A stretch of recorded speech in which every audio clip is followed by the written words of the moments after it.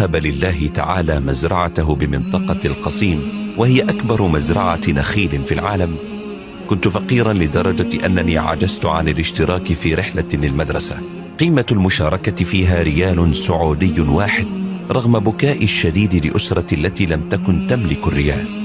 وقبل يوم واحد من الرحلة وفي المدرسة أجبت إجابة صحيحة، فما كان من معلم الفصل وهو فلسطيني الجنسية إلا أن أعطاني ريالا مكافأة مع تصفيق الطلبة.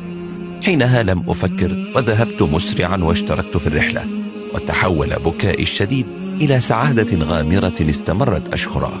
كبرت ومرت الأيام وغادرت المدرسة إلى الحياة، وبعد سنوات من العمل وبفضل من الله عرفت العمل الخيري، وتذكرت ذلك المدرس الفلسطيني الذي أعطاني الريال، وبدأت أسأل نفسي: هل أعطاني الريال صدقة أم مكافأة فعلا؟ لم أصل إلى إجابة، لكنني قلت: